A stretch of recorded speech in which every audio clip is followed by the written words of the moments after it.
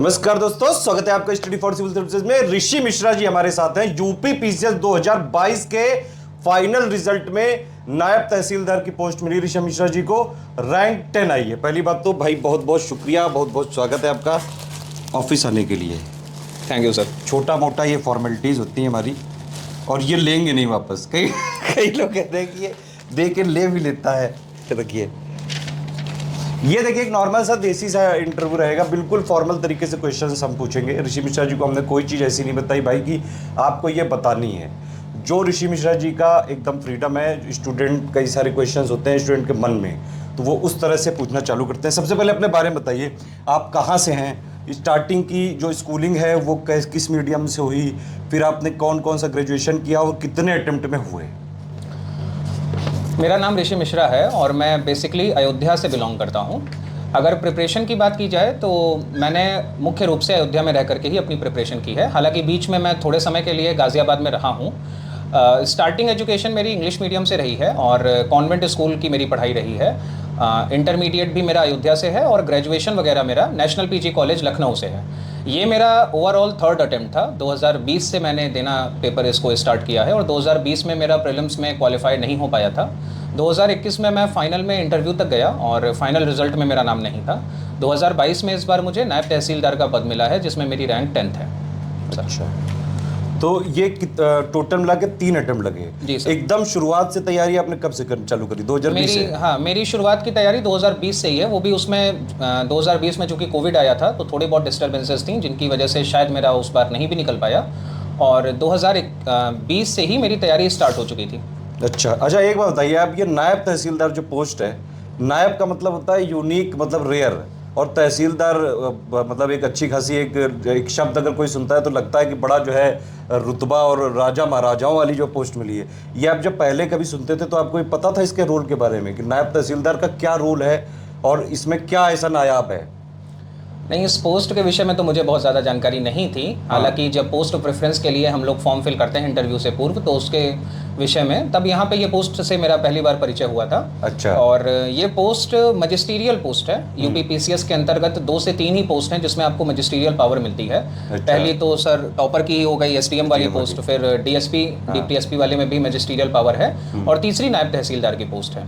अच्छा। तो इसमें सर ऑरा और प्रेस्टीज तो बहुत ही ज़्यादा है हमारी सोसाइटी में। अच्छा, और कुछ पता किया आपने इस पोस्ट के बारे में? हाँ, इस पोस्ट में काफ़ी फैसिलिटीज़ मिलती हैं। स्टार्टिंग में थोड़ी बहुत दिक्कतें तो न्यू ज्वाइनीज़ को आती ही आती है। अच्छा। लेकिन इसमें एकोमोडेशन, गाड़ी और एक ड्राइवर और एक हेल्पर टाइप का, मतलब ये 4 चीज़ें हैं जो बेसिकली ले दे करके आपको प्राप्त हो जाए। सैलरी के अलावा? जी, सैलरी के अलावा ये मतलब ये सब बेनिफिट्स हैं। सरकारी खर्चे पे? जी, ये सरकारी खर्चे पे मिलता है। सैलरी कितनी लगभग मिलेगी पता करा? सैलरी इसका 4200 ग्रेड पे है, जो कि यूपी पीसीएस में सबसे कम भी है, जिसकी वजह से कई लोग इसको प्रेफरेंस में काफ़ी नीचे भी रखते हैं, क्योंकि सर मैक्सिमम तो वो 5400 ग्रेड पे देखते हैं। हाँ। लेकिन पोस्ट में पावर है, प्रमोशन तेज़ है, और अगर आपकी एज हो चुकी है, आप आगे की पढ़ाई नहीं कर सकते हैं, या किसी कारण से आप एक सैचुरेशन पॉइंट पे आ चुके हैं, तो एसडीएम बनने का ये फॉर्मूला नंबर 2 है। हाँ, कि मतलब 8-10 साल में 8-10 साल में आप एसडीएम तो आप बन जाओगे।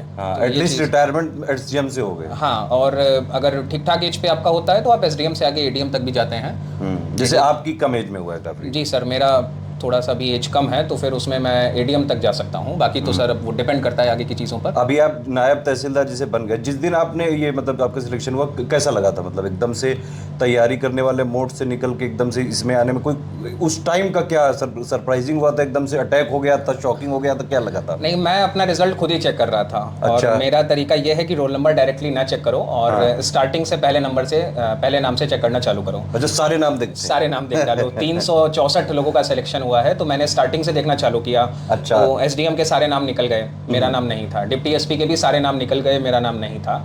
इसी बीच मेरे भाई का कॉल आता है, जिसने मेरा रोल नंबर सेव करके रखा था। उसने डायरेक्टली रोल नंबर से सर्च किया, तो उसमें नायब तहसीलदार वाले पद के अंतर्गत मेरा 10वें नंबर पे नाम था। तो मैंने 4 बार अपने इंटरव्यू के लेटर से उसको मिलाया कि सेम रोल नंबर है कि नहीं है, कोई और तो नहीं है, क्योंकि जिस दिन मैं इंटरव्यू देने गया था उस दिन ऋषि नाम के 2 लोग और भी थे। अच्छा जी, तो लेकिन ओवरऑल नाम में भी मैंने ये देखा कि ऋषि मिश्रा टाइप करने पे भी एक ही था, और मेरा रोल नंबर जो है वो भी एक ही था। तो फिर उसके बाद के मोमेंट कैसे चालू हुए फिर? सर, सबसे पहले तो फैमिली को बताया, चूंकि मैं घर से ही रह करके तैयारी कर रहा हूँ, तो मेरी माताजी घर पे ही मौजूद थी। शाम के समय ये रिजल्ट आया है 7:30 बजे के आसपास। अच्छा। फिर पिताजी घर से बाहर थे, उनको भी फ़ोन करके सूचना दी तो वो आ गए, और फिर चाचा लोग और ये बुआ जो आसपास के रिलेटिव्स हैं, ये सारे लोग आ गए और सभी बहुत ही प्रसन्न थे। नहीं फिर तो फिर आपको खुद ही कॉल आने लगी हाँ होगी ना सर, फिर मुझे तो। धीमे धीमे करके जैसे ये खबरें अब आज सोशल मीडिया के समय पे फैलने लगी और व्हाट्सएप वगैरह पे इधर उधर जाने लगी, तो कॉल्स वगैरह आने लगे। और अच्छा। फिर अगला 3 दिन तो काफ़ी व्यस्तता में बीता। हाँ। शुक्रवार को ये रिजल्ट आया है, शनिवार को सेकंड सैटरडे था तो छुट्टियां बहुत थी, हाँ। और संडे को भी तो मिलने जुलने वालों का आना जाना लगा रहा। हाँ। और काफ़ी सम्मान और काफ़ी एक समाज में होता है कि आपकी पोजीशन जो अपग्रेड हो जाती है सर। हाँ। वो उस चीज़ की फीलिंग मतलब पहली बार हुई। तो उसके बाद मतलब जैसे एकदम से जो आप अभी तक तैयारी वाले फेज में थे, तो वहाँ से जो डिप्रेशन होता होगा, अब उन लोग को क्या जो है सलाह देना चाहेंगे स्टूडेंट जो फंसे हुए हैं इस भंवर में? 1 साल वाले भी हैं, 2 साल वाले भी हैं, 3 साल वाले भी हैं, इवन 5-5, 8-8 साल वाले भी हैं। आप 3 बार में कैसे निकल गए? ऐसा क्या खास है आप में? देखिए, सबसे पहले तो 2020 में मेरा सिलेक्शन प्रीलिम्स में ही नहीं निकला, और अच्छा। यूपीपीसीएस में 1 साल बाद तो वो नंबर बताते हैं प्रीलिम्स का। तो हाँ, जब वो तो नंबर पता ही नंबर आया तो उसमें पता चलता है कि 110 कट ऑफ थी और मेरा 109 नंबर था। तो 1 साल बाद मुझे पता चलता है कि मैं 1 नंबर से रुका हूँ। वो तब जब मैं 2022 का मेंस दे चुका था। सही बात। आयोग को चाहिए कि कम से कम मार्कशीट तुरंत रिलीज कर जी, दीजिए। और 2021 का मेंस में दे चुका था, सॉरी वहाँ पे गलती हुई थोड़ी सी। 2021 का मैं मेंस दे चुका था, अप्रैल के महीने में पिछले साल अच्छा, ही इसकी हाँ, मार्कशीट आई है। 2021 का मेंस हुआ था, और 2021 के फिर पेपर में मेरा फाइनल में जाकर के रुक गया।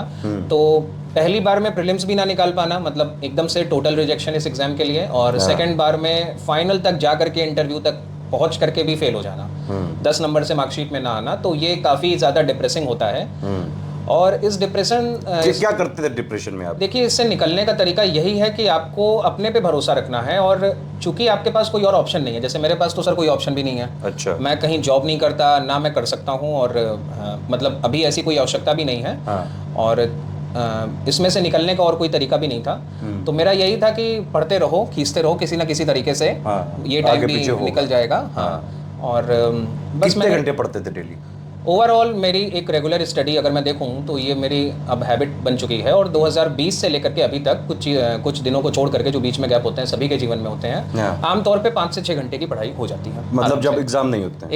एग्जाम नहीं भी है तो भी 5 घंटे की तो पढ़ाई होती है, और एग्जाम जैसे कि प्रीलिम्स में अगर 1 महीना बचा है, या प्रीलिम्स के बाद जो मेंस का फेज होता है, हाँ। तो उसमें ये 7 से 8 घंटे तक पहुंच जाता है। उसमें 7 से 8 घंटे पढ़ते थे? जी, उसमें 7 से 8 घंटे। और बाकी टाइम क्या करते हैं आप? कोई जॉब तो करते नहीं? जी, बाकी टाइम नहीं करता। बाकी टाइम मैं एक अपने स्ट्रिक्ट रूटीन को फॉलो करता हूँ। अच्छा। प्रॉपर नींद लेता हूँ, बहुत ज़्यादा रात में भी देर तक नहीं मतलब पढ़ाई करता, और सुबह भी बहुत जल्दी नहीं। अच्छा। मॉर्निंग में सुबह 8 बजे क्या से रूटीन क्या है पूरा आपका? मॉर्निंग में 8 बजे से लेकर के 8 साढ़े 8 बजे के लगभग सुबह उठने के बाद और चाय नाश्ता करने के बाद मेरी पढ़ाई शुरू होती है। अच्छा। फिर फर्स्ट राउंड की पढ़ाई के बाद नहाना एंड खाना। फर्स्ट राउंड कितने घंटे का? फर्स्ट राउंड 2 घंटे का। शुरुआत के जो 2 स्लैब हैं वो मतलब दिन के लंच तक 4 घंटे की पढ़ाई हो चुकी होती है। अच्छा। फिर लंच के बाद रेस्ट, क्योंकि खाने के बाद तुरंत तो पढ़ाई पॉसिबल भी नहीं है। हाँ। फिर शाम को 2 घंटे और रात्रि में लगभग 2 घंटे।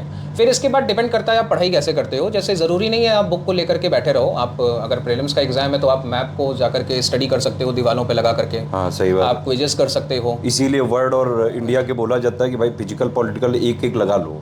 जी, जैसे आप कोई बैठे बैठे चीज न्यूज़ देखो तुरंत, कम से कम उसके अगल बगल स्टेट कौन सी है, रिवर कौन सी है, कैनल कौन सी है, यही सब देख डालो। जी, आप मतलब अगर आप करंट अफेयर से भी जुड़ी कोई न्यूज़ पढ़ रहे हो तो सॉरी जी, बताइए। अगर आप करंट अफेयर से भी जुड़ी कोई न्यूज़ देख रहे हो तो अगर आपके रूम में ये मैप लगे हुए हैं तो आप एक बार उठ करके उन पे नज़र दौड़ा सकते हो। हाँ। इससे होता क्या है कि आपकी बॉडी भी थोड़ी सी रिलैक्स हो जाती है और बैठे बैठे जो फटीगनेस होती है वो भी कम हो जाती है। तो करंट अफेयर आप मतलब आपको क्या न्यूज़ देखने की भी आदत है क्या? हाँ, मुझे इन जनरल न्यूज़पेपर पढ़ने की, करंट अफेयर और इन मतलब नॉर्मल न्यूज़ में भी आपको थोड़ा इंटरेस्ट है कि पॉलिटिक्स में क्या चलता है, इन सब में भी? हाँ, देश दुनिया की सारी खबरों में। मेरा इंटरनेशनल रिलेशन मेरा सब्जेक्ट रहा है, और मैं PSIR अभी ऑप्शनल हट भी गया है, लेकिन मैं तब भी इंटरेस्टेड हूँ और मैं पढ़ता रहता हूँ। अच्छा, क्योंकि आपने MA भी उसी से जी, किया है। मेरा MA भी उसी से है। एक बात बताइए कि ऑप्शनल जो हटा है, ये आने वाले जो अभ्यर्थी हैं जितने भी 2023 में 2024 में, इन लोग के लिए क्या अच्छा कदम है, कैसा कदम है ये? देखिए, जो नए अभ्यर्थी हैं उनके लिए तो ये निश्चित रूप से अच्छा रहेगा। अच्छा। उसका कारण ये है कि थोड़ी कुछ लोग ये आरोप लगा रहे हैं कि ऑप्शनल हटा दिया है तो UPSC वालों को ये लाने नहीं देना चाहते हैं, और ये यूपी का ज़बरदस्ती वो घुसा दिया है, ऐसा कुछ है? नहीं सर, ऐसा नहीं है। और अगर आप स्टेट पीसीएस में कहीं पे भी देखो तो इन जनरल आपको स्टेट के बारे में जानकारी होनी चाहिए। हमारे देश के हर स्टेट पीसीएस में ये प्रावधान है, इसमें कुछ भी गलत नहीं है। अगर किसी कोई ऐसा है जो स्टेट के बाहर का भी है और उसे यूपी में जॉब करने का शौक है, तो वो आराम से आकर के यहाँ के 2 पेपर की स्टडी करे और फिर उसकी तैयारी करे, जैसा यूपी का हर बच्चा करेगा। क्योंकि यूपी के बच्चे के लिए भी तो ये 2 पेपर पहली बार आया है, उसने कभी प्रीलिम्स में तो फैक्ट तो क्या इससे कोई साइंस साइड वालों के साथ नाइंसाफी हुई है? सर मुझे तो नहीं लगता इसमें साइंस और आर्ट का कोई प्रश्न भी है, क्योंकि साइंस साइड वाले भी आके हिस्ट्री ज्योग्राफी अब एक कॉमन बैकग्राउंड बन गया, आप कह रहे हैं कि सबके लिए बराबर है भाई, मेहनत करो, वहाँ आप रिजल्ट दिखाओ, हो जाओ सिलेक्शन। और जो आईआईटीएन वगैरह हैं वो तो वैसे भी इतनी स्टडी करते हैं, तो उनके लिए 2 पेपर और मुझे नहीं लगता कोई बड़ी चीज़ है, क्योंकि वो भी आपको याद ही करना है। और उसमें भी आपको यूपी का जो ज्योग्राफी, हिस्ट्री, पॉलिटी पढ़ना है, वो इंडिया से काफ़ी कुछ लिंक्ड है। आप बहुत ज़्यादा उसमें स्पेशलाइजेशन तो नहीं। एक बात बताइए, अच्छा ये एक कॉमन धारणा है कि जैसे उत्तर प्रदेश से हमारे एक्चुअली कई सारे स्टूडेंट पूछते रहते हैं ये चीज़ कि यूपी पीएससी के जो एग्ज़ाम्स होते हैं, चाहे आरओ हो, चाहे पीसीएस हो, चाहे पीओ हो, यूपी पीएससी का एग्ज़ाम एक तरह से ऑल इंडिया बेस्ड एग्ज़ाम है, क्योंकि यहाँ पे सारे स्टेट के स्टूडेंट आके पार्टिसिपेट कर सकते हैं। बहुत अच्छी बात है कि यूपी पीएससी काफ़ी लिबरल है। अब यहाँ पे ये कोई प्रश्न नहीं कि भाई रीजनलिज्म कुछ नहीं कर रहा है। हमारे जब यूपी के छात्र कहीं जाते हैं, जैसे अभी उत्तराखंड का जो 2021 वाला पेपर हुआ, उसमें फीमेल कट ऑफ पे विवाद हुआ कि भाई फीमेल में वहाँ की महिलाओं को ही कंसिडर किया जाएगा, जबकि यूपी पीएससी में ऐसा नहीं है। यूपी पीएससी में महिलाएं मतलब महिलाएं हैं, चाहे आप उत्तराखंड की हो चाहे बिहार की हो। तो ये जो कुछ पार्शियलिटी हो जाती है यूपी के स्टूडेंट के साथ, आपको क्या लगता है कि यूपी पीएससी को भी ऐसा करना चाहिए कि अदर स्टेट को अपने को सुधारना चाहिए? नहीं, इस पे मैं काफ़ी अच्छी बात आप लोग से शेयर करना चाहता हूँ। मेरा इंटरव्यू इस बार का 21 मार्च को शाम 2nd शिफ्ट में था। अच्छा। और जिस दिन मेरा इंटरव्यू था तो हम लोग अपने डॉक्यूमेंट्स का वेरिफिकेशन करा रहे थे, वहाँ पे बैठे हुए थे, जो मेन हॉल है प्रयागराज का एग्जामिनेशन सेंटर। तो उसी समय चेयरमैन साहब का वहाँ पर आगमन होता है। तो चेयरमैन साहब काफ़ी बात करते हैं, हम लोग को काफ़ी कुछ समझाते भी हैं, और वो खुद से ही प्रश्न पूछते हैं कि आप क्या चाहते हैं कि मैं और क्या सुधार करूँ। जैसे उन्होंने पहले बताया कि लोग कहते थे कि ऑप्शनल के सब्जेक्ट नहीं हट सकते, मैंने हटा करके दिखवाया। सही बात, अच्छा ये बात उन्होंने हाँ वहाँ पे हुआ। फिर उन्होंने कुछ बच्चों ने प्रश्न किया कि सर प्रीलिम्स के पेपर में जो लगातार क्वेश्चंस डिलीट होते हैं और आंसर की हर बार जो 4-5 गलत हो जाते हैं जी, तो उसको लेकर के उन्होंने एक खबर बताई कि अभी आप लोगों ने कुछ दिन पहले सुना होगा कि कुछ एक्सपर्ट्स को निकाला गया है यूपी पीसीएस से। तो उन्होंने कहा कि मैं ऐसा प्रावधान ला रहा हूँ कि जो भी एक्सपर्ट्स यहाँ पे पेपर बनाते हैं, क्योंकि वो काफ़ी कॉम्प्लेक्स प्रोसीजर है, सीक्रेट भी रहता है, सबको पता नहीं रहता, तो उन एक्सपर्ट्स ने अगर पेपर को अच्छा नहीं बनाया है या उसमें काफ़ी विवाद है, तो मैं एक लेटर लिखूंगा देश के सभी आयोग को कि इनको कहीं पर भी रखा ना जाए एज एन एक्सपर्ट जी, और मैं इनके ऊपर पेनल्टी भी लगाऊंगा। ये बात उन्होंने खुद बोली। और जिसने भी 21 मार्च को 2nd शिफ्ट में इंटरव्यू जिसका भी था, उसको ये बात पता है। तकीरिबन 22 या 25 लोग थे। आपका इंटरव्यू शायद एकदम ही लास्ट में जी, लास्ट डे था। और 2nd शिफ्ट में सर आए भी थे, तो उन्होंने यही बातें बोली थी। और क्या क्या बताया था, और कोई मैसेज दिया था स्टूडेंट के लिए इन जनरल? अब उन्होंने कहा कि मैं तो चाहता हूँ कि तुम में से जितने भी यहाँ बैठे हैं सभी का सिलेक्शन हो जाए, लेकिन ये पॉसिबल नहीं होता है। और मेहनत करते रहने से, लगे रहने से चीज़ें बेहतर हो जाती हैं। बाकी काफ़ी एनर्जेटिक उनका जो सेशन था वो था 15 मिनट के लिए। अच्छा। सबको चार्म देकर, लेकिन फिर भी देखिए आयोग तेजी से काम तो बहुत कर रहा है, ये बात तो बहुत प्रशंसनीय है। और इन्होंने 2022 वाली प्रोसेस 10 महीने में कंप्लीट की, 2023 के 9 महीने में करेंगे, बहुत अच्छी बात है। लेकिन आरओ का अध्याचन 1 साल से है इनके पास, 200 से ज़्यादा वैकेंसी हैं, बीओ की 80 ज़्यादा वैकेंसी हैं, लेकिन फिर भी उसमें समकक्षता वाले विवाद पे वो टंगा हुआ है। अब कई सारे स्टूडेंट की एक्चुअली एज हर बार क्रॉस हो जाती है और एज का रिलैक्सेशन ये लोग देते नहीं कभी जी। तो इसमें आयोग को नहीं लगता है आपको कुछ तेजी करनी चाहिए? नहीं, निश्चित रूप से इसमें करनी चाहिए। जिन भी बच्चों का लॉस हुआ है, मैंने देखा कि यूपी SSSC जो लोअर पीसीएस का एग्जाम करा रहा था, तो इनफैक्ट SSSC की तो बहुत हालत खराब सर ऐसा हुआ था ना कि मेरे बगल एक लेडी बैठी थी वहीं जब आरओज वेरिफिकेशन कर रहे थे, तो उन्होंने मुझे बताया कि वो यूपी के लोअर पीसीएस 2019 में सेलेक्टेड है। अच्छा। लेकिन तब तक उनको नियुक्ति पत्र नहीं मिला था। तो मैं खुद सोचने लगा कि 19 का ये पेपर दे करके सेलेक्टेड हैं और मतलब 2023 आ गया, इनको नियुक्ति पत्र तक नहीं मिला, तो कितना बुरा हाल है। तो लोअर पीसीएस के विषय में भी यूपी SSSC का काम बहुत अच्छा नहीं रहा है। और यहाँ पे भी जो सुधार की आवश्यकता है यूपी पीसीएस आयोग में, जैसे एज का रिलैक्सेशन हो गया या प्रीलिम्स में यूपी के क्वेश्चंस को बढ़ाना। हाँ बिल्कुल, ये जी, ये मेंस में तो इंक्लूड कर दिया। प्रीलिम्स में आप देखिए उत्तराखंड देख लीजिए, जी, जी। राजस्थान देख लीजिए, एमपी देख लीजिए, 40-40, 50-50% नहीं सर, एक बच्चे ने वहाँ पे ये प्रश्न कहा भी था सर से, चेयरमैन साहब से, कि आप यूपी के क्वेश्चंस को बढ़ाइए, तो सर ने उसको थोड़ा सा मजाक में लेते हुए कहा कि ये दिल मांगे मोर, अब मेंस में अगर मैंने कर दिए हैं 2 पेपर तो तुम लोग को प्रीलिम्स में भी चाहिए। हालांकि वो बात वहीं पे खत्म हुई। अच्छा। हाँ, लेकिन फिर भी मेरा मानना है क्वेश्चंस बढ़ाने चाहिए, 10% तक तो होना चाहिए। 150 क्वेश्चन में 15 क्वेश्चन तो एटलीस्ट होने ही चाहिए। नहीं आयोग को, लेकिन जो वैकेंसी एक्चुअली आपके पास अध्याचन है तो 200 से ज़्यादा है, उन्हीं का निकाल दीजिए। ये एक साल तक समकक्षता के उसमें रोकना, फिर आयोग के जो अधिकारी हैं वो सारा जो सैलरी वैलरी लेते हैं, अब आपने मान लीजिए 9 महीने में किया, 10 महीने में किया, तो ये काम ही तो था, इसमें एक्स्ट्रा प्रशंसा क्यों? ये बात तो सही है सर। और अगर हम इसमें थोड़ा सा हिस्ट्री देखें तो पिछले कुछ वर्षों में पीसीएस के भी रिजल्ट्स में काफ़ी डिले हमें देखने को मिला। पेपर वगैरह भी कैंसिल होते थे, और हमें लगता है 2016 या 15 का यूपी पीसीएस 2000, हाँ उसी टाइम से, उसी टाइम 2010-12 में और ज़्यादा कहानी जी जी, तो थोड़ा सा यहाँ पे सुधार तो हमें देखने को मिला है। हालांकि आरोप की वैकेंसी हर साल आनी चाहिए, ये बिल्कुल सही ये ज़रूरी है। 2021 के बाद से सर ये नहीं आई है। 2016 में आई थी, फिर लीक हो गया था, फिर उसका री एग्ज़ाम कराया, फिर 2017 वाली आई 18 तक, फिर 2021 आई। तो मतलब अगर ये हर साल कम से कम ये पीसीएस के साथ ये भी होता रहे, तो कई लोग एक्चुअली जो आस बांधे बैठे रहते हैं कि भाई पीसीएस नहीं तो चलो आरओ, कम से कम मतलब थोड़ा बहुत तो क्लोज पहुंच जाते हैं कि हाँ वो पूरी सर एक हायरार्की बनी है। जैसे अगर लोअर पीसीएस की वैकेंसी हर साल आए और यूपी पीसीएस उसे कराए, लोअर पीसीएस के मेरे हिसाब से तो जो जैसे यूपी पीएससी कराता था वही ठीक था सर, है ना। यूपी ट्रिपल एससी वालों को नहीं देना चाहिए। नहीं सर, बिल्कुल भी नहीं। उनके यूपी ट्रिपल एससी का काम काफ़ी निराशाजनक रहा है, और उस विषय में थोड़ा सा ध्यान देने की आवश्यकता है। इस विषय में सरकार को जरूर यहाँ पे देखने की जरूरत है। यूपी ट्रिपल एससी वाले स्टूडेंट्स इतने परेशान हैं, पीईटी 2021 की एक वैकेंसी अभी तक पूरी नहीं हो पाई है। लेखपाल वाले का रिजल्ट नहीं आया है, और 2022 का तो कोई वैकेंसी 2022 का तो अभी स्टार्टिंग ही नहीं है। चलिए खैर अपने मुद्दों पे आते हैं। मेंस परीक्षा में आपका मीडियम क्या था? हिंदी मीडियम, इंग्लिश मीडियम था सर। इंग्लिश मीडियम था पूरा? जी सर। अच्छा, तो ये चयन के पहले और चयन के पश्चात लोगों का कुछ रवैया बदलता है, आपने फील किया है? हाँ सर, बहुत बदलता है। सरकारी नौकरी का तो वैसे भी बहुत क्रेज है हमारी सोसाइटी में। और कोई ऐसा इंसिडेंट बताना चाहेंगे कि एकदम से मतलब कोई ऐसी कहानी हो या फिर असली घटना हो कि पहले कोई एकदम से भाव न देता हो, चयन के पश्चात एकदम से कहने लगा हो कि यार तू मेरा भाई है? हाँ सर, मैंने देखा कि बहुत से लोग थे जिसे कहते हैं बेगानी शादी में अब्दुल्ला दीवाना। तो मेरे से उन्होंने डायरेक्टली भले ना बात की हो, मुझे बधाई ना दी हो, लेकिन मेरी फोटो को अपने स्टेटस पे लगा करके कि भाई को बहुत बहुत बधाई। तो ऐसे लोग भी मुझे देखने को मिले, जानकारी मिली, लेकिन ठीक है, उसमें कोई बुराई नहीं है।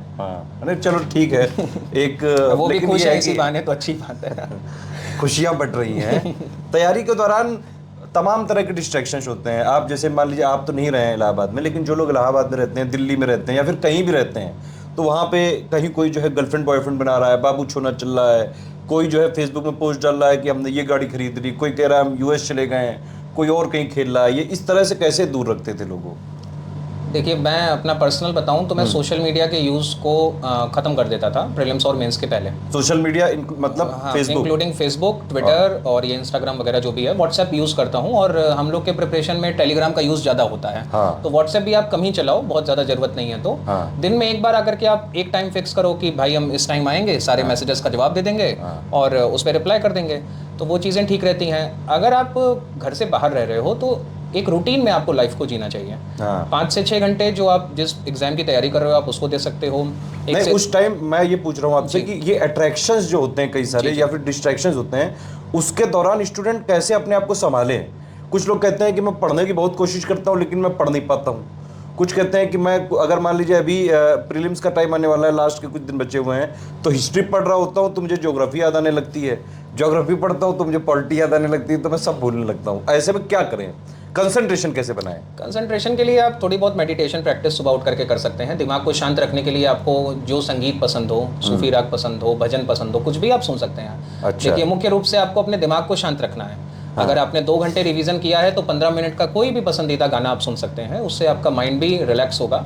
और लगातार रिवीजन से भी बचना है। एग्जाम के पहले बहुत से लोग जो लेकर के कॉपी और पेज पढ़ा करते हैं, उससे कुछ भी नहीं होता है। माइंड को आपको रिलैक्स रखना पड़ेगा। आपके हिसाब से जो पीसीएस की तैयारी है, मान लो कोई एकदम अभी नादान है, उसको कुछ नहीं पता है, ये तक नहीं पता है कि प्रोसीजर क्या है, तो उसको यहाँ से तैयारी करने से सिलेक्शन लाने तक कितना मिनिमम टाइम चाहिए?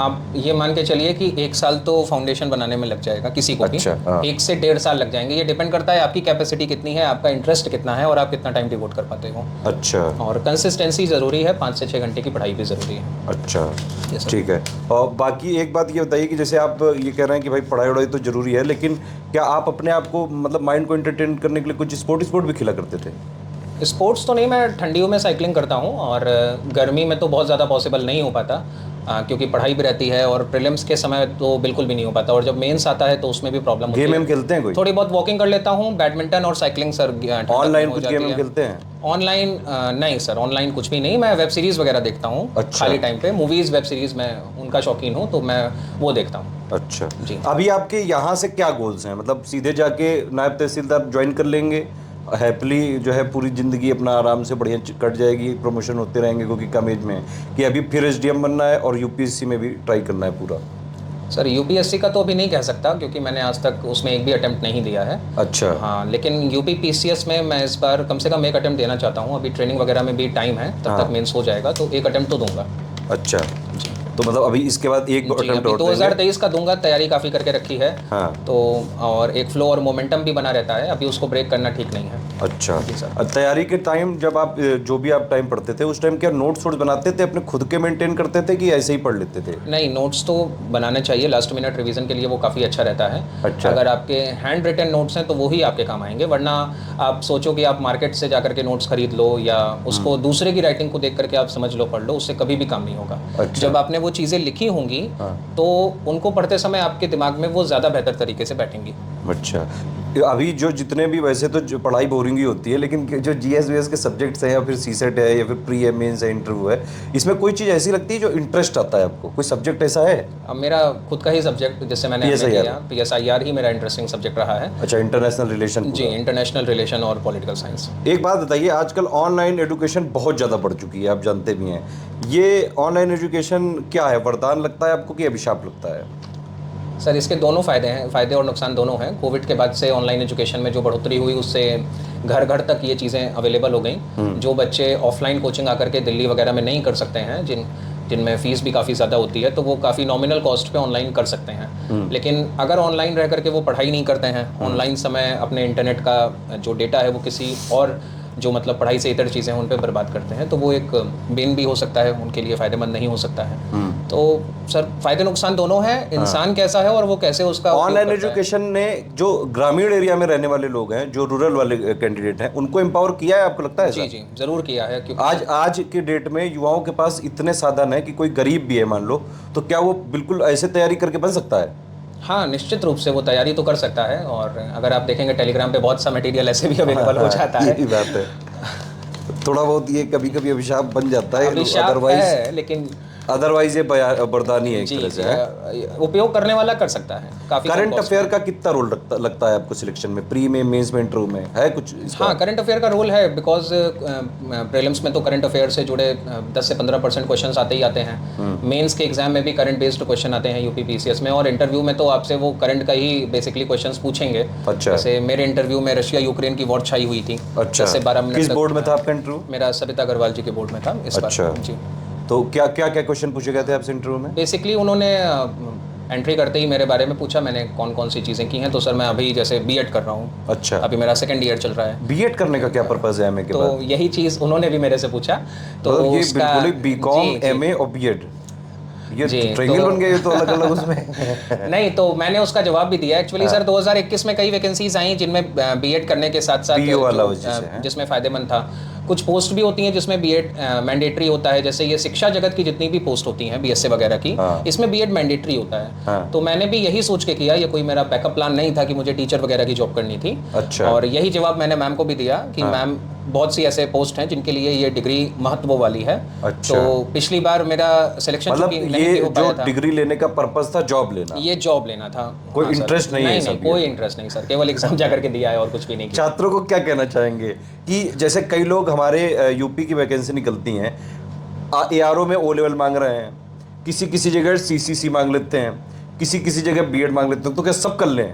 कुछ ना कुछ कहीं घुस नहीं, जाओ। आप अपने टारगेट्स को डिसाइड करिए कि आपको क्या करना है। अगर आपको ऐसी जॉब करनी है जहाँ पे ट्रिपल सी या ओ लेवल मैंडेटरी है तो आप निश्चित रूप से उसे करिए। हाँ। और अगर आप एक बैकअप प्लान के रूप में शिक्षा जगत की चीज़ों को रखते हैं, जैसे उसमें भी काफ़ी चीज़ें होती हैं बीएड वगैरह के माध्यम से, ये टीजीटी पीजीटी के एग्जाम्स में भी वो मदद करता है। तो अगर आप लेक्चरर या ऐसी जॉब्स में जाना चाहते हैं तो आप इसको बीएड को अपना इंक्लूड कर सकते हैं। लेकिन मेरा मेन मत था वो यही था कि मुझे कुछ जॉब्स में जो पीसीएस के थ्रू थी उसमें बीएड कंपलसरी था। अच्छा। तो मैंने बीएड इसीलिए किया था।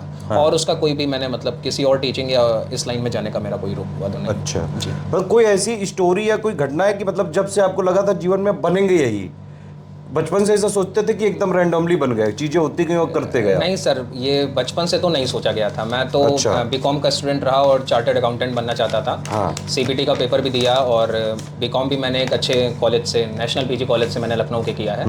और तो फिर उस फील्ड में क्यों नहीं गए, सीए क्यों नहीं बने? लेकिन सर उसके बाद से मेरा इंटरेस्ट चेंज हो गया। अच्छा। मेरा एमबीए करने का मन नहीं किया और एमकॉम करके भी मेरे बहुत से दोस्त अभी चार्टर्ड अकाउंटेंट हैं, कंपनी सेक्रेटरीज हैं। अच्छा। और एमबीए करके वो आईआईएम वगैरह से अच्छी कंपनीज में जॉब भी कर रहे हैं प्राइवेट सेक्टर में।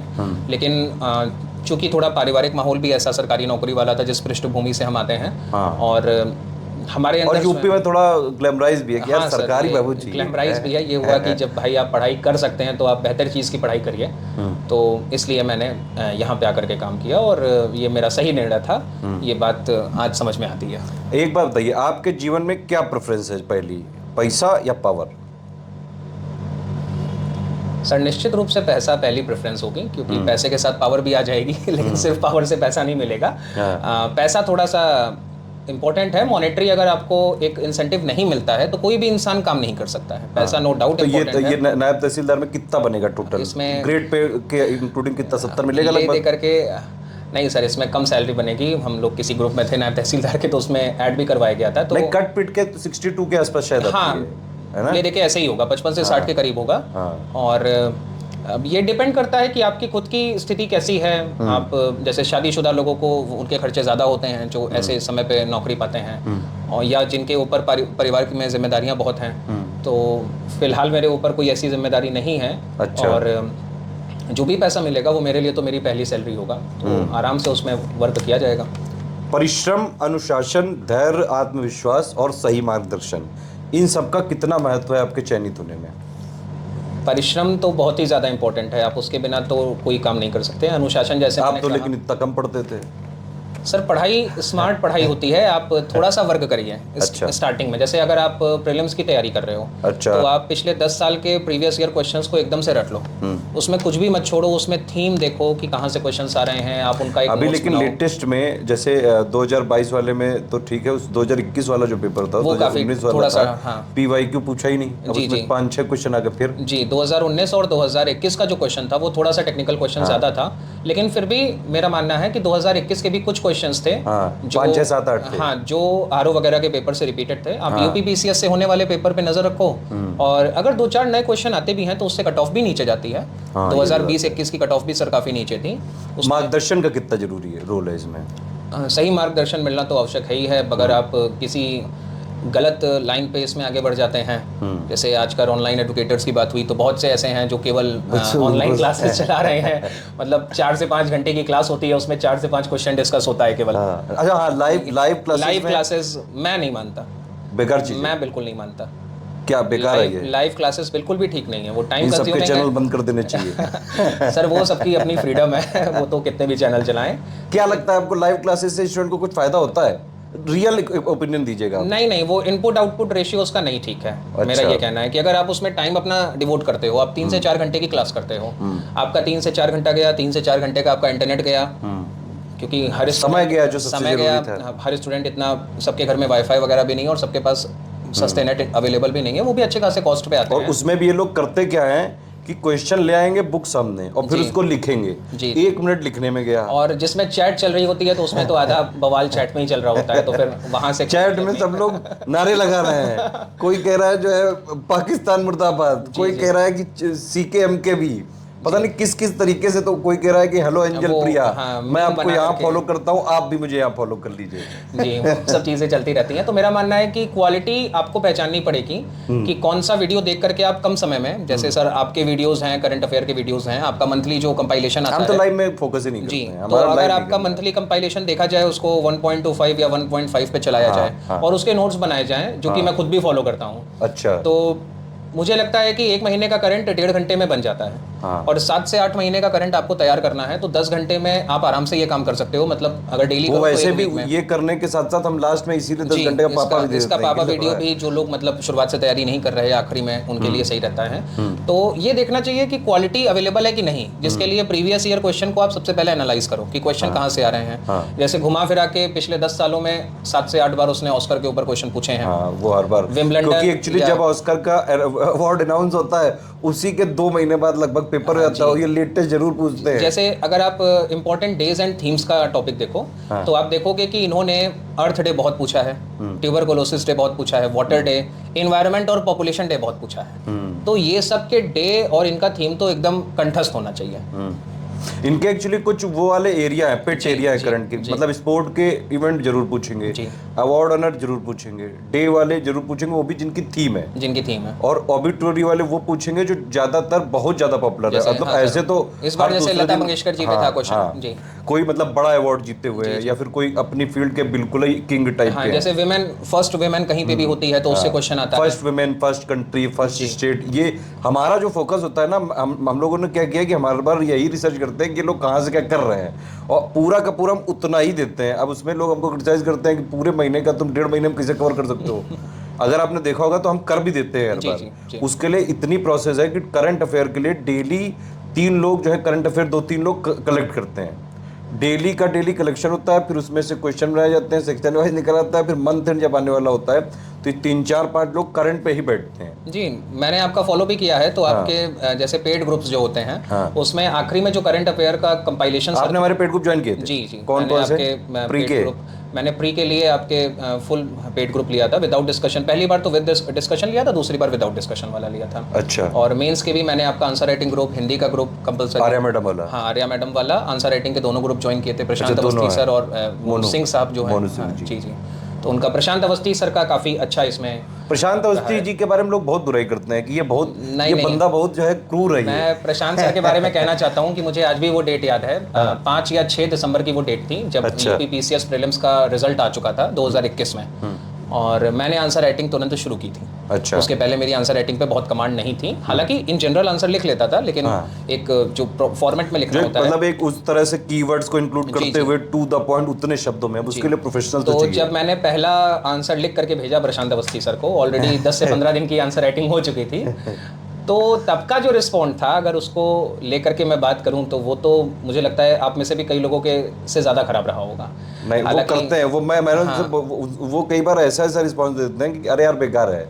वो इतने धीरे धीरे बोलते हैं, और धीरे धीरे एकदम से जैसे मीठी छुरी नहीं होती कि एकदम धीरे धीरे प्यार से काट देते नहीं, ये हैं। तो मैं भी कहूंगा कि थोड़ा सा धीरे तो होता है, ऑडियो की आवाज़ उनकी धीरे रहती है, लेकिन ठीक है, कोई बात नहीं, सही चीज़ बोल रहे हैं, यही क्या कम है आपको, कम से कम, क्योंकि मुझे तो उनका फ़ायदा मिला, मेरा पिछली बार सिलेक्शन नहीं हुआ।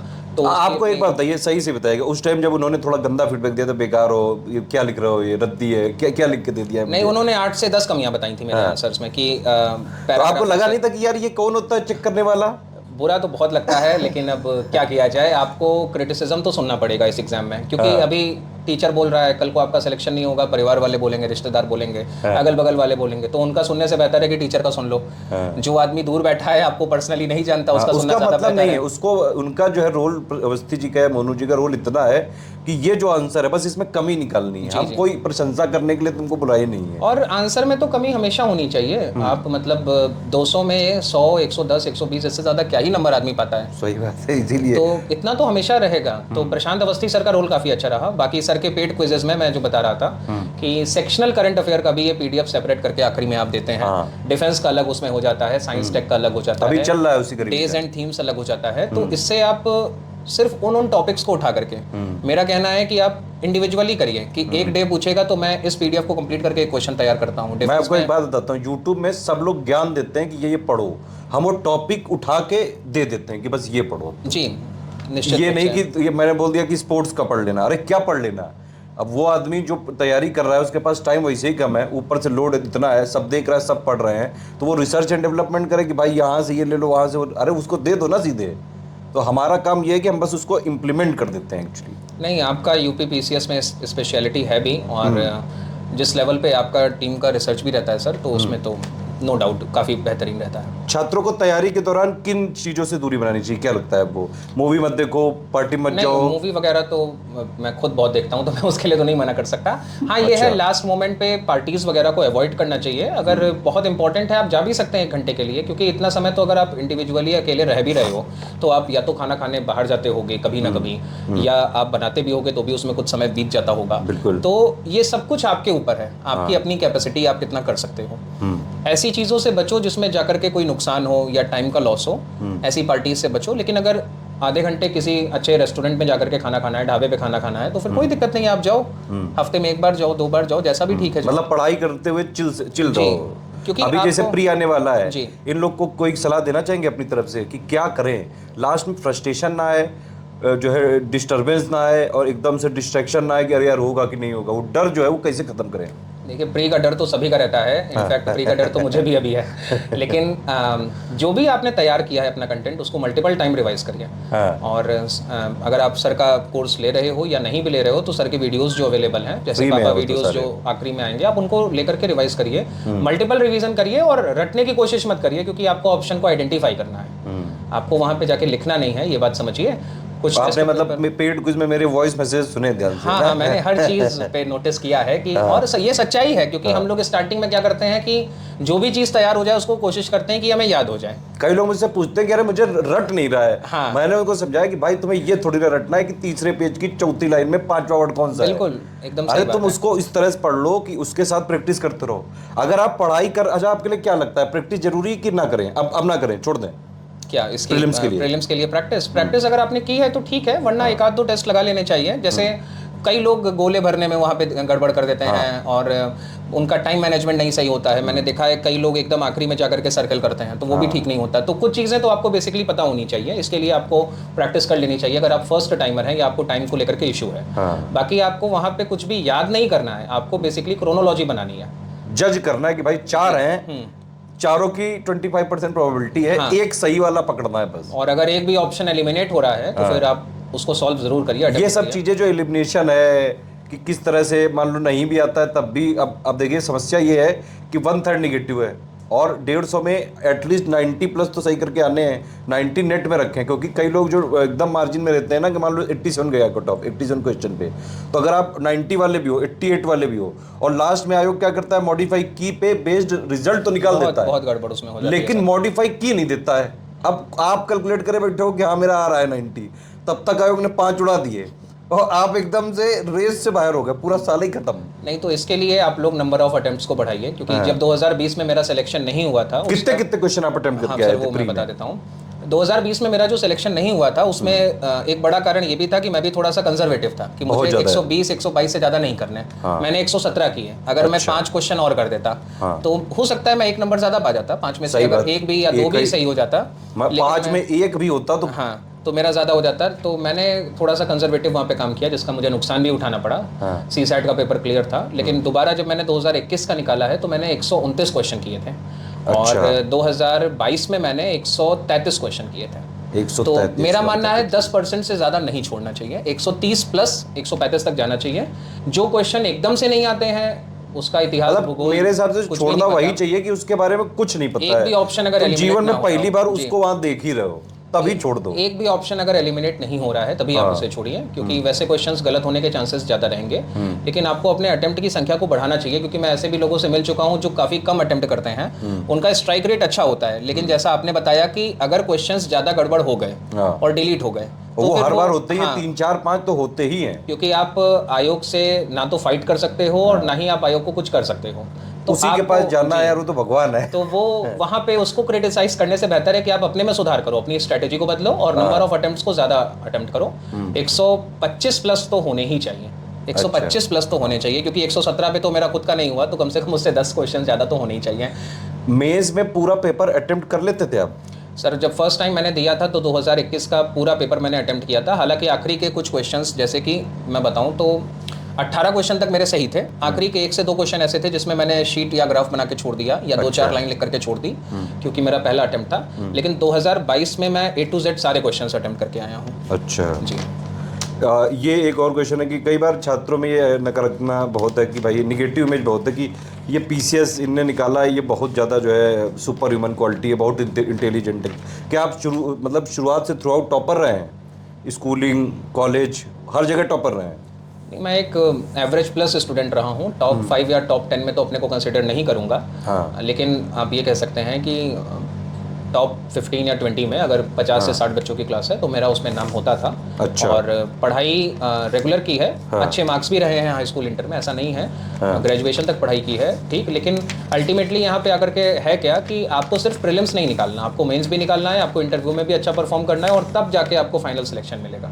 अच्छा। तो ये जो 3.5 लाख 4 लाख लोगों में से टॉप 300 की रैंक है, मतलब जो ये रेस है, इसमें आपको बहुत ज़्यादा पढ़ाई करनी पड़ेगी, क्योंकि अगर आप यहाँ पे टॉप 10 और टॉप 20 वाले हो तो फिर आप पीछे रह जाओगे।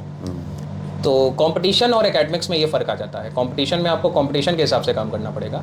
एकेडमिक्स में तो आप कुछ भी कर लो, चल जाता है, 2 रात पढ़ाई करके एग्जाम आदमी दे देता है। लेकिन कंपटीशन में साल भर की पढ़ाई। ये वही तो मतलब ये बोर्ड एग्जाम वाली नहीं है कि जी आप बस उठे और थोड़ा दिन 2-4 दिन पहले पढ़ लिया, एक हफ्ते या 1 महीने पहले पढ़ लिया और जाके टॉप कराया, वो सब नहीं होता है यहाँ पे। हम जो जॉब वाले हैं वो भी आखिरी के 1.5-2 महीने अच्छे से पढ़ते हैं, और वो ऐसे लोग होते हैं जिनको पता होता है कि कहाँ से कितना पढ़ना है। सही बात। उनको पेपर का थीम पता होता है, लेकिन न्यू स्टूडेंट को ये बात नहीं पता होती है। तो उसको तो साल भर पढ़ना पड़ेगा। और मैं फिर से कहूँगा कि पेपर पे आप रिसर्च स्वयं करिए। पेपर पे रिसर्च स्वयं करिए। जो लोग नहीं, एक बात ये लास्ट में पूछना है कि कुछ लोग का मानना है कि भाई ज्ञानी भी होना चाहिए आपको पेपर निकालने के लिए। हमारा मानना थोड़ा अलग है। मैं कहता हूँ कि मुझे ज्ञानी आप लोग को नहीं बनाना है। सिंपल जितना मिनिमम से मिनिमम प्री मेंस इंटरव्यू के लिए ज़रूरी है हम उतना ही कराएंगे, उससे ज़्यादा नहीं करेंगे। तो कुछ लोग कहते हैं कि ये तो उस मेन जो सोच है उसके खिलाफ है कि आप ऐसे कैसे सिलेक्ट हो जाओगे, जब तक आपको ज्ञान ना हो तो आप एक वैसे कैसे पुरुष बनोगे। आपके हिसाब से ज्ञानी बनना जरूरी है कि सिलेक्शन लेना जरूरी है? नहीं, जाहिर सी बात है सिलेक्शन लेना ज़रूरी है। आप सिलेक्शन ले लोगे तो आप ज्ञानी कहलाओगे, अल्टीमेटली आप ज्ञानी ही कहलाओगे। मतलब सिलेक्शन जो टॉपर भाई जो बोलेगा बात वही मानी जाएगी, समझ रहे हो बात? ये सच्चाई भी है कि आज मैं जो बातें बोल रहा हूँ, एक हफ्ते पहले अगर इनको मैं बोलता तो आज संडे हो गया, पिछले फ्राइडे को रिजल्ट आया 9 दिन 10 दिन पहले, तो कोई नहीं मानता, मेरी बात की वैल्यू कम होती। तो सिलेक्शन लेना इंपॉर्टेंट है, क्योंकि आप अपने जो आपके विरोधी भी मान लीजिए कुछ हैं जो आपको पसंद नहीं करते या जो आपसे थोड़ी बहुत ईर्ष्या करते हैं, उसको भी आप जवाब दे सकते हो अपने सिलेक्शन के माध्यम से। वो भी फिर आपसे दोस्ती करने के लिए उत्सुक रहेगा, आपके साथ अपना नाम जोड़ने के लिए उत्सुक रहेगा। अभी जैसे आपके साथ हो रहा होगा कई सारे। जी अच्छा एक बात बताइए, बिल्कुल ही जेन्युइनली मैं पूछना चाहता हूँ आपसे, आपका जो पर्सनल ओपिनियन है वो आप बताइएगा। प्रीलिम्स यूपीपीएससी का एग्जाम होता है, पीसीएस की मैं बात कर रहा हूँ, प्रीलिम्स मेंस इंटरव्यू में स्टडी फॉर सिविल सर्विसेज का क्या योगदान है? नहीं, study for civil services UP PCS के लिए तो एक स्पेशल ऑर्गेनाइजेशन के रूप में काम कर रहा है, एक कोचिंग संस्थान के रूप में। काफ़ी बेहतरीन प्लेटफॉर्म है। और स्टूडेंट को क्या राय देना चाहेंगे? कोई गरीब बच्चे हैं, जैसे मान लो हमारे पेट ग्रुप में भी नहीं आ सकते हैं, उनको हमारा चैनल फॉलो करना चाहिए कि नहीं? नहीं, अवश्य करना चाहिए, क्योंकि आपको यहाँ पर क्वालिटी कंटेंट मिलता है, कम समय में मिलता है। और अगर आप जुडिशियसली उसको फॉलो करते हैं तो आपके सिलेक्शन के चांसेस बढ़ जाएंगे। बस मेहनत तो आपकी ही होगी, उसमें सर भी कुछ नहीं कर सकते। लेकिन वो तो है भाई, जाम आप ही को देना, लड़ाई लड़ने आप ही को जाना है। हम तो आपको तैयार करके भेजेंगे। अब अपनी जीवन का जो अपने अपने जीवन का संघर्ष एक्चुअली सबको खुद ही करना पड़ता है। जीवन में कोई किसी के लिए संघर्ष नहीं कर सकता है। अपने जो हिस्से का आपको कष्ट है वो आपको खुद झेलना पड़ेगा, खुद लड़ना पड़ेगा, खुद आपको तैयारी करके वो खुद ही जाके सिलेक्ट होना पड़ेगा। कोई भी इवन जैसे घर में लोग हैं, मम्मी पापा हैं, फ्रेंड्स हैं, भाई बहन हैं, वो लोग क्या कर सकते हैं भाई? मोटिवेट कर दिया कि अब कोई घर दिक्कत वाले नहीं, पैसा दे देंगे, थोड़ा बहुत मोटिवेट कर देंगे एक आध दो बार में, सोर्स दे देंगे कि भाई क्या क्या करो, कैसे करो। प्रीलिम्स में सिलेक्शन अगर आपका हो जाता है तो थोड़ा सा पॉकेट मनी बढ़ा देंगे, लेकिन इससे ज़्यादा वो कुछ भी नहीं कर सकते। अच्छा ये भी होता है, ये सब चीजें होती है। होता है, पहली बार से होता है। ये एक्चुअली मैंने देखा है, ये बहुत छोटे से जब हम लोग थे तो ये हम लोग के साथ होता रहा है, हम लोग के घरों में, कि तुम 10th में अगर फर्स्ट आ गए तो तुम्हें एक साइकिल दिला देंगे। सर क्योंकि फर्स्ट फेज में तो प्रीलिम्स निकालना भी बड़ी बात होती है, लेकिन ओरिजिनल एग्जाम क्या है ये मेंस में आने पे पता चलता है। अगर एक बात बताइए, जैसे आप लोग हुए हैं 300 350 लोग, 364 लोग हो गए हैं, लेकिन जो इंटरव्यू दिया था 1000 समथिंग लोगों ने दिया, 1070 लोगों ने दिया था। तो बाकी लोग जो नहीं हुए हैं उनके लिए क्या सलाह देना चाहेंगे आप? वो निश्चित रूप से डिज़र्व करते हैं यहाँ पे आना, और उनको लगे रहना चाहिए। इस बार सिलेबस भी चेंज हुआ है, काफ़ी अपॉर्चुनिटीज़ हैं उनके लिए, और प्रीलिम्स पर अभी तो वो फोकस करें और प्रीलिम्स निकालने का प्रयास करें। बहुत से सेलेक्ट हुए बच्चे भी फिर से प्रीलिम्स और मेंस की इस लड़ाई में आने वाले हैं, क्योंकि लोग बहुत से हैं जो कि रैंक सुधारना चाहेंगे, और ये IAS हो PCS हो हर एग्ज़ाम में हमें देखने को मिलता है, तो इसको तो हम नहीं रोक सकते। और ये इक्वलिटी के राइट के खिलाफ भी है भाई, उसका उसका राइट है, आप दीजिए बिल्कुल। अगर जीवन में आगे बढ़ना है तो लोग अंदर जो होते हैं सिस्टम में वो भी तो आगे बढ़ते हैं जी। अरे जो मोदी जी हैं वो भी तो वहां से PM बने, तो अब जीवन में जो तो आगे। मेंस जो इंटरव्यू तक पहुंचा, अगर उसको अधिकार है कि वो अगली बार आकर के सेलेक्ट हो, हाँ। तो जो सेलेक्ट हो चुका है उसको भी अधिकार है कि वो आकर के बड़ी पोस्ट पे पहुंचे। बिल्कुल सही और बात ऐसे अगर आप रिजल्ट ही देखेंगे तो इस बार STM पोस्ट पे बहुत से लोग सेलेक्ट हुए हैं जो पहले से किसी न किसी पद पे हैं। हाँ, एक मुझे और क्वेश्चन है, कई लोग जो जिनकी एज 35+ हो गई, क्या आपको कई ऐसे कैंडिडेट मिले थे वहाँ इंटरव्यू में जो 35+ थे? 35+ सर ओवरऑल तो नहीं बता सकता, हालांकि 30+ वाले कई थे। हाँ। और 30+ वाले कई थे जो जॉब्स भी कर रहे थे। मुझे 2 तो प्राइमरी के टीचर भी मिले थे। अच्छा। एक मुझे मेरे इंटरव्यू वाले दिन RTO थे, वो उन्होंने बताया था, और वो उत्तराखंड में पोस्टेड थे। अच्छा। तो ऐसे भी कई लोग हैं। हाँ, तो इसमें सेलेक्टेड लोग भी होते हैं। मैं मेंस देने गया था तो भी एक भाई साहब थे जो MP में नौकरी कर रहे थे, तो वो भी मेंस देने आए थे। तो इसमें हर तरह के लोग होते हैं। अच्छा। कुछ कोचिंग इंस्टीट्यूट वाले भी होते हैं वो भी सेलेक्ट होते हैं। एग्जाम तो सभी को देना है। नहीं, मैं नहीं देता हूँ अभी। सर आपका नहीं बता रहा, आपका नहीं बता रहा, लेकिन मैंने जैसे actually राजस्थान में मेरा हुआ था, फिर उत्तराखंड में मुझे नॉन फिट दे दिया गया था इंटरव्यू में। मेरे कान का पर्दा फटा निकल गया था। जी, जी। और फिर मेरा इधर यूट्यूब चल पड़ा, तो मैंने कहा भाई ये ठीक है, इधर वाली जॉब बढ़िया लग रही है, घर बैठे बैठे करना, मेहनत ज़्यादा कर लेंगे कोई बात नहीं। तो नहीं, ये तो- वाली चीज़ है कि भाई देखिए, अधिकारियों के पास पावर बहुत होती है, लेकिन लाइफ बहुत ज़्यादा टफ होती है। आप यकीन मानिए, मैं कई सारे DSP SDM सबसे बात करता हूँ, इन लोग से वैसे कभी जब तक ये लोग ज्वाइन नहीं करते तब तक तो खूब कि अरे सर और क्या चल रहा है, आइए मिलते हैं कभी, ये सब चीज़ बात होती है। कभी अगर आप उनके वर्किंग टाइम में करो, मान लो किसी ने मुझे मैसेज किया, मेरे पास तो वैसे बहुत मैसेज आते हैं, आपको दिखाया था मैंने तो, लेकिन अगर उस टाइम फिर मैं दोबारा मान लो मैं भूल गया, फिर मैं कहता हूँ कि भाई क्या हाल चाल है, आपने कॉल किया था। और कई बार तो ऐसा होता है, कोई मंत्री के साथ मीटिंग है, कोई सभा में जाना है, कहीं स्पीच देने जाना है, मतलब आप समझ रहे हो कि, और मीडिया जो लोकल है वो तो बिल्कुल ही आप दो के पीछे पड़ देती है जहाँ भी आप पोस्टेड हो, कि आज यहाँ पे आए ये नायब तहसीलदार, आज इन्होंने ये किया, आज यहाँ पे लोकार्पण हो रहा है, आज यहाँ शुभारंभ हो रहा है, तो ये सारी चीज़ें भी लोग एंजॉय करते हैं।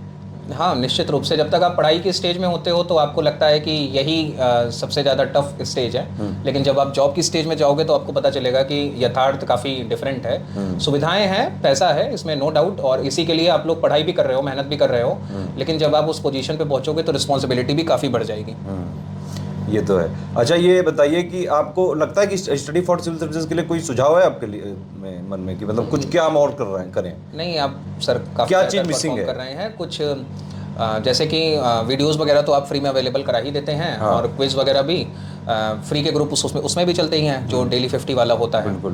नहीं, हम टेलीग्राम में भी फ्री कुछ करा रहे हैं, और जितने भी पेड ग्रुप में हमारा मटेरियल होता है उस पर फ्री वीडियो बना के दे देते हैं। जी, जी। कि जो नहीं कर सकता है, क्योंकि आजकल आप देख रहे हो कि एडटेक इंडस्ट्री बहुत बड़ी हो चुकी है, और कई यूनिकॉर्न तक लोग बन चुके हैं, लेकिन वहाँ पे मॉडल बस वही चलता है कि आप वीडियो को भेज दो, या फिर कुछ ऐसे भी हैं कि ऑफलाइन सेंटर खुलवा दिए हैं, और ऑफलाइन में भी बच्चे ऑनलाइन पढ़ रहे हैं। आपने देखा है ये वाले सेटअप?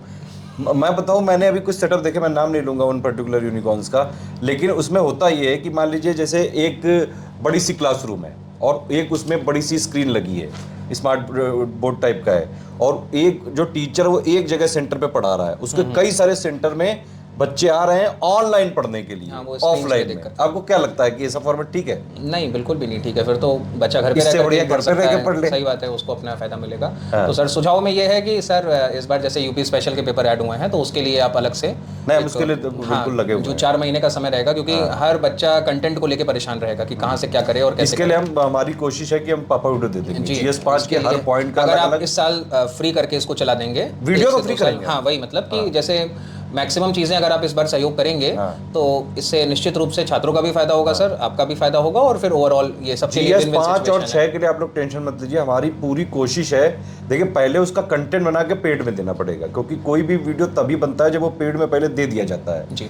फिर उस पर और थोड़ा उसका फॉन्ट साइज बढ़ा के फिर वो रिकॉर्डिंग के लिए दिया जाता है। तो मेरी कोशिश ये है कि GS5 और 6, क्योंकि भाई पूरा जो नया जोड़ा गया है। 44 या 45 पॉइंट है, उन पे सभी पे उन अगर पे सब काम पे हो जाए- अलग अलग वीडियो आएगा, कंप्लीट जी। जितना थ्योरी और अंडरस्टैंडिंग और समझने के लिए जरूरी वो सब हम उसमें बता और देंगे। जी, और उसमें बाकी current- तो भाई और हाँ, GS 5 और 6 के जो जितने भी पॉइंट है 44 या 45 उन सब पे मोस्ट एक्सपेक्टेड क्वेश्चन हम ऑलरेडी बनाने लगे हैं। वो जी, मैं जी। पब्लिक नहीं कर रहा हूँ अभी, जैसे ही प्री खत्म होगा वो पब्लिक करने चालू कर देंगे तुरंत। नहीं, वो अच्छा रहेगा क्योंकि इस बार काफ़ी बच्चे उसी के लिए परेशान भी रहेंगे। हाँ, तो वो वो अच्छा उसमें एक कोई approach दिक्कत नहीं, रहेगा। वो जी, हम लगातार करते हैं। आप देखिए PCS में प्री से लेके मेन से लेके इंटरव्यू तक हमने कोई चीज़ ऐसी नहीं छोड़ी है कि मतलब मैं किसी को फोर्स नहीं कर रहा हूँ यहाँ पे हमारी टीम कि भाई आप हमारे पेड लो, नहीं लेना है कोई बात नहीं।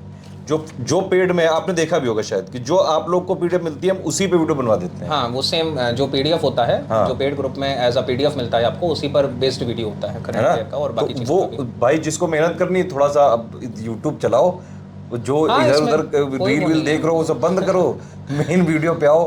पापा वीडियो आपको क्या लगता है कि बेकार चीज़ है? नहीं, बेकार नहीं है, कम समय में ज़्यादा पढ़ाई के लिए, और लास्ट मोमेंट पे जो लोग जिनकी पढ़ाई आखिरी 1 महीने की होती है वो तो पूरा कोर्स उससे अपना कंप्लीट कर सकते हैं। लेकिन हमारे पापा वीडियो पे ये आरोप लगता है कि भाई 10 घंटे का पढ़ा रहे हो यार, इतना कौन देखेगा? अरे तो 10 घंटे एक साथ देखने की क्या ज़रूरत है, आप एक घंटे करके देखिए, हाँ। स्पीड बढ़ा के देखिए। आपको टेक्नोलॉजी को सही तरीके से उपयोग करना चाहिए, और इसके ये सारे तरीके हैं। 10 घंटे को 10 घंटे की तरह नहीं लेना, उसको ये लेना है कि 10 वीडियोज़ हैं, हम किसी भी हिसाब से देख लें, जैसा भी ठीक लगे। स्टडी फॉर सिविल सर्विसेज के जो फ्री इनिशिएटिव होते हैं, आपको लगता है कि मतलब सही बात ये लोगों को एम्पावर करते हैं कि नहीं करते हैं?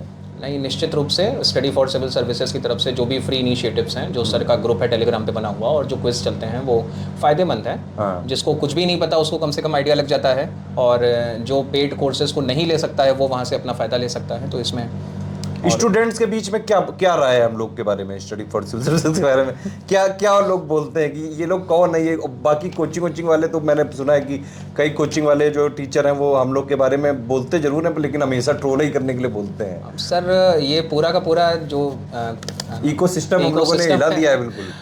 इसमें कि प्रॉब्लम ये क्या है free कैसे कर रहा है? हाँ, आप इंडिपेंडेंट रूप से काम कर रहे हैं, आप किसी के साथ कोलैबोरेट नहीं कर रहे हैं, तो जाहिर सी बात है जो बड़े स्टार्टअप्स हैं वो चाहते हैं कि आप उनके साथ कोलैबोरेट करें, तो वहाँ पर इशू आ जाता है। स्टूडेंट्स की अगर मैं बात करूँ तो जो पॉलिटिक्स से दूर है, जो स्टूडेंट लाइफ में कुछ पॉलिटिक्स हो जाती है, तो उसके लिए तो बेनिफिशियल है। उसको क्या जा रहा है कि अगर उसको फ्री में वीडियो मिल रहा है या उसको क्विज मिल रहे हैं, तो उसके लिए तो ये रामबाण है।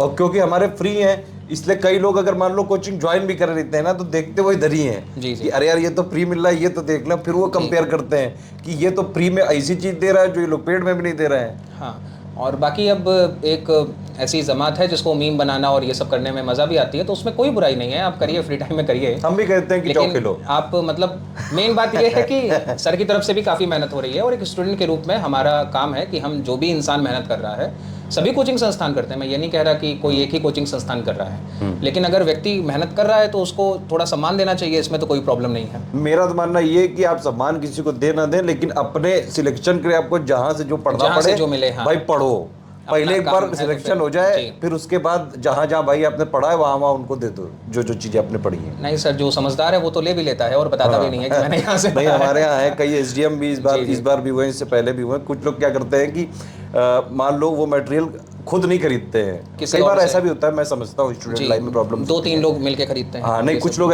उनसे भी बड़े हैं, कुछ है SDM ऐसे, मतलब मैं नाम नहीं लूंगा किसी का भी कुछ लोग SDM भी है, DSP भी बने, कई सारी पोस्ट पे बने हैं। उन्होंने बताया कि उन्होंने मटेरियल जुगाड़ लिया था और वो सिलेक्ट हो गया। मैंने कहा भाई तुम इतने ईमानदार और सच्चे आदमी हो कि एटलीस्ट सिलेक्शन होने के बाद ये बता तो रहो कि आपने पढ़ा है हमसे। जी, जी। मेरे लिए वो जरूरी है, बस आपने किस माध्यम से लिया ये जरूरी नहीं है। तो अगर ऐसे किसी माध्यम से स्टडी फॉर सिविल सर्विसेज का आप कंटेंट पढ़ पा रहे हैं, वैसे तो बहुत मुश्किल है ये अवेलेबल होना, पढ़ पा रहे हैं तो एटलीस्ट बाद में ग्रेटिट्यूड दे दिया करो आके, बस पढ़ते रहो, उसमें कोई नहीं, दिक्कत सर नहीं को है। मैसेज कर दिया करिए कि सिलेक्शन हो गया है। कि हाँ भाई कोई बात नहीं, आपको फीस ना दिए कोई बात नहीं, लेकिन ग्रेटिट्यूड देंगे। हिंदी मीडियम में सिलेक्शन क्यों कम होते हैं?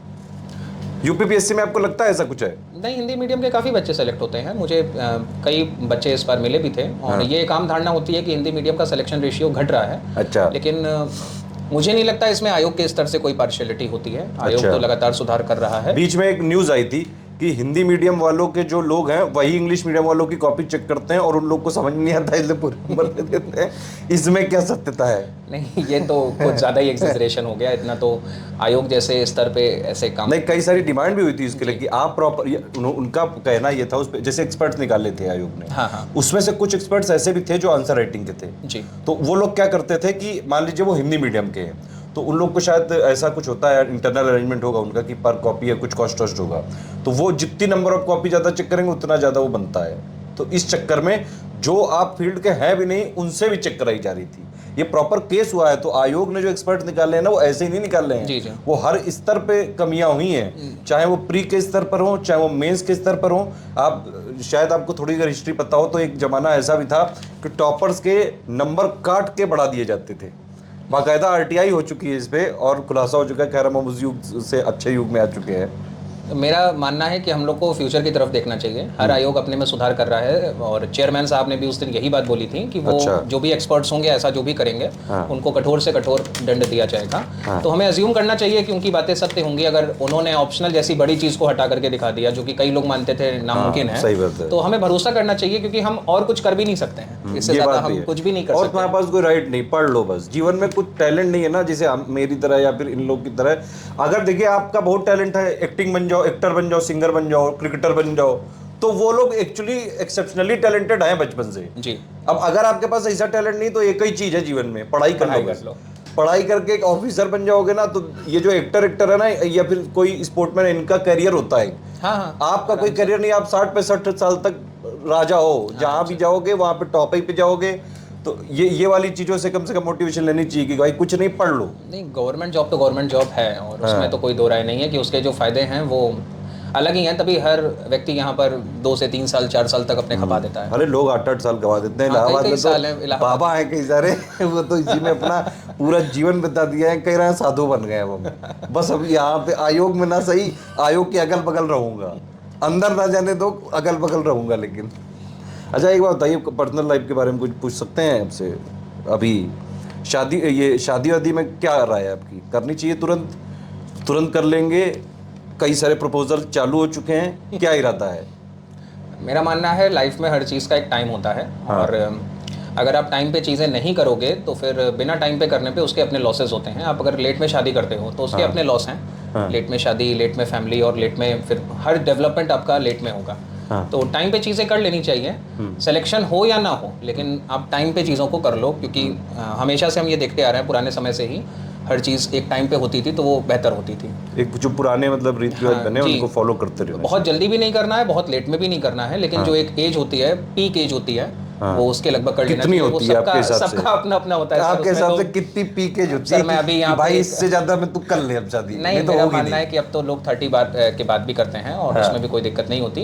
लेकिन अगर आप जॉब वगैरह पा चुके हो तो आप जितनी जल्दी कर सकते हो आपकी फैमिली में, क्योंकि सभी की फैमिलीज में अपना अपना होता है। किसी के यहाँ शादियाँ जल्दी हो जाती हैं। ज्वाइंट फैमिलीज में क्या होता है कि वो पहले से सब कुछ मतलब फिक्स होता है, बस ये होता है कि लड़का नौकरी पा जाएगा या कुछ करने लगेगा तो शादी हो जाएगी। तो आपकी अपनी जिस भी सोसाइटी को आप बिलोंग करते हो, जिस भी ग्रुप को आप बिलोंग करते हो, वहाँ पे जो आपके नॉर्म्स हैं आप उनको फॉलो करने की कोशिश करो। और अगर नहीं हो पाता है तो कोई बात नहीं, उसमें क्या ही किया जा सकता है। आयोग के बारे में कोई सजेशन देना चाहेंगे? ईमानदारी से मेहनत करके आपको लगता है कि सिलेक्शन लिया जा सकता है यहाँ पे? अब मेरा तो सिलेक्शन हो गया है, अब इसमें सर और क्या बोलूं। इससे पहले कभी आपने कोई ऐसी उड़ती चीजें सुनी कि अरे यार वहाँ पे इतना चल रहा है, वहाँ इतना चल रहा है, हम पीछे होंगे? ये सारी बातें तो होती रहती हैं। 2021 के रिजल्ट आने से पहले भी काफ़ी विवाद हुआ था स्केलिंग को लेकर के कि स्केलिंग नहीं हो रही है, फिर किसी ने कहा कि कैपिंग हो रही है, फिर कुछ। तो मैंने जो देखा था कि ऑप्शनल सब्जेक्ट में हर बार ऐसा होता था कि कुछ सब्जेक्ट्स के साथ काफ़ी उनको अप कर दिया जाता था और कुछ को डाउन कर दिया जाता था। तो यहाँ पे आपका लक फैक्टर आता है जो कि हर एग्जाम में आप पे मैटर करेगा। अब ऑप्शनल हट गया है तो हम उम्मीद करते हैं कि यूपी स्पेशल पेपर के साथ सभी के लिए पैरिटी होगी और जो भी सीरियस कैंडिडेट है उसका सिलेक्शन होगा। चलिए ठीक है, काफ़ी लंबा हो गया इंटरव्यू। चलिए इसी के साथ खत्म करते हैं। स्टूडेंट्स के कोई भी डाउट हो अगर आपसे पूछना चाहे तो क्या वो यहाँ पे कमेंट कर सकते हैं? आप इसको देखेंगे थोड़े दिन तक, रिप्लाई दे सकते हैं? हाँ सर, मैं रिप्लाई कर दूंगा। ठीक है, चलिए इसी के साथ हम ये इंटरव्यू समाप्त करते हैं। वीडियो को लाइक और शेयर जरूर कर लीजिएगा और जो भी चीज़ें यहाँ पे बताई गई हैं अगर आप इसमें से कुछ भी ऋषि मिश्रा जी से पूछना चाहते हैं, मुझसे पूछना चाहते हैं, वीडियो में कमेंट करके जरूर बताइए। जाओ के लोग बंद।